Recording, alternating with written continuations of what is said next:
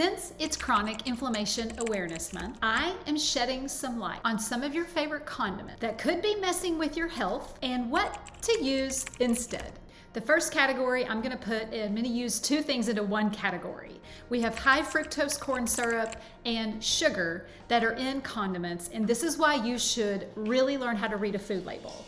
We don't want high fructose corn syrup or added sugars in the store-bought condiments. These two ingredients in particular cause inflammation in our body. Not only is sugar addicting, as we all know, super addicting, so that makes you want to come back for more, sugar is also a preservative. What does that mean? It means they put sugar in condiments that aren't even sweet to give it a longer shelf life. Think of things like marinara sauce. A lot of times, and a lot of the popular brands put sugar in their marinara. Number one, it gets you addicted. Number two, it is a preservative. So we want to avoid high fructose corn syrup and sugar in our store-bought condiments. Even sauces that have healthy claims on the front, they can be deceiving as well. They'll use things like brown rice syrup in there to sweeten it. We don't want to use those to sweeten our condiments. So number one, avoid condiments that contain high fructose corn syrup and sugar. If you ever look at labels and you feel overwhelmed, you have come to the right place. Do not worry, my friend.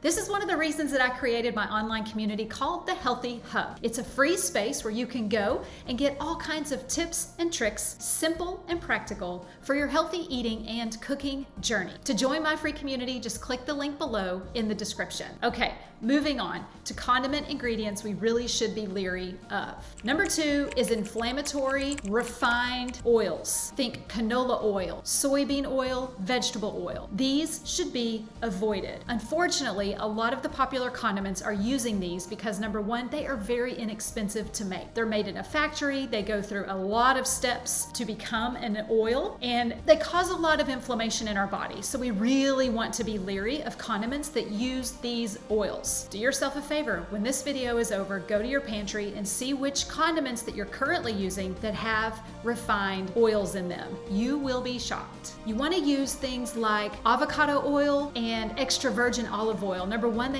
they're a good source of healthy fat. You can also make your own condiments. As a matter of fact, on Tuesday, I made a delicious tartar sauce that does not use any inflammatory ingredients. Go check it out on my YouTube. Hey, and don't forget to subscribe because I offer these healthy, practical tips every single week. Time to move on to ingredients to avoid in condiments. Number three, artificial flavors and additives. I want you to think MSG anytime you see the word natural flavor on an ingredient list. These additives are not regulated and they cause inflammation in our body. Did you know that MSG has over 20 different names? Yes, is yeast extract. Anyway, stay away from additives, flavor enhancers, and such because they cause inflammation in our body and they are using them a lot in our condiments. After all, they want to get us hooked. They want you addicted to the flavors so you keep coming back for more, not thinking about your health. These can trigger headaches and bloating and mood swings. I always say, if I can't pronounce it or the ingredient is something I don't recognize, I pause. That's an immediate red flag for me. And I would love for you to adopt that habit when you do your grocery shopping. This is why I love making my sauces at home. Just like my tartar sauce that's in my video from a few days ago.